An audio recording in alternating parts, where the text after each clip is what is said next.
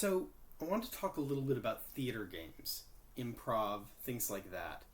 And the first thing I think about is a teacher's job is to teach us how to learn. Okay, now that seems really obvious when you start talking about English. For example, you want to have a teacher who, when they leave the room, when you finish their class, you can pick up a book and read it without any of their help because that's how literacy works. We get that. Or a new word you see.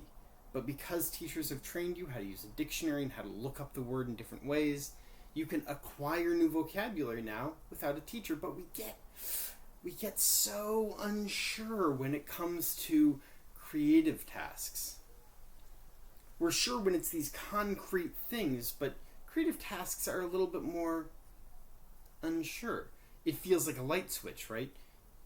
Creative, not creative. But we know that's not how creativity works, and we know there's not just one type of creativity.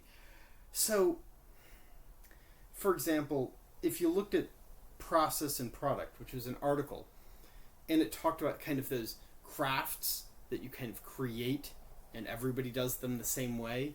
I always kind of pushed against that, but that teaches an activity, not really creativity. It's not designed to do that. If we move out to, there's that TEDx talk with Vicki Henderson. She is teaching the rules of improv, the flexibility, but she's not actually demonstrating it. Her demonstration is very narrow.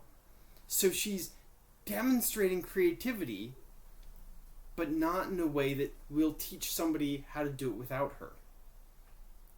Right? You'd have to already have a background. You'd already have to know some of this stuff. If this is your first time, you might not be able to replicate this at all. So then we, of course, get the modern creator of improv, theater, and theater games, Viola Spuling. And she's focused on traits. She's focused on experience. Winning and losing isn't really... You're missing the point, right? And this is definitely much more process than product, right? And when we think about it, and we should think about it, it wraps around to this idea of SEL, right? Social and emotional learning. Very important stuff. If you start listing the types of things you learn and you should learn from social and emotional learning, things like self-awareness, social awareness, relation skills, responsible decision-making, maybe self-management, all of these kind of very important social skills and emotional empathy type skills, right? We're kind of breaking it down here. These are skills that you don't have built into many parts of the curriculum. They can be forced in, except in theater games, in the improv games. See, if we make a game that's either cooperative, we all win or we all lose, then immediately it changes the way I think about the game. If I'm the one playing.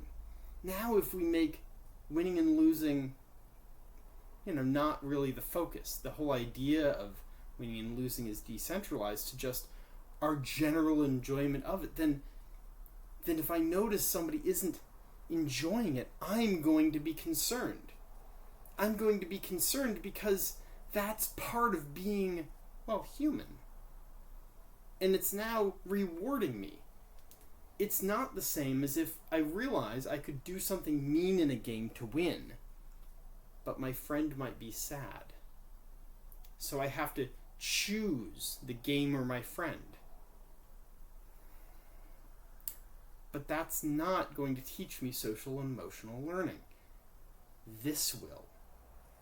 All of these different types of games, whether it's mirroring, where I'm focusing on their actions, or maybe I'm focusing on a mimed object that we now have to share between a number of people.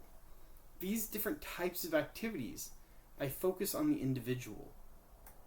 And by doing so, I pay attention to the things that are important to them throughout a multitude of activities. So, theater games are important because they teach social and emotional learning. Thank you.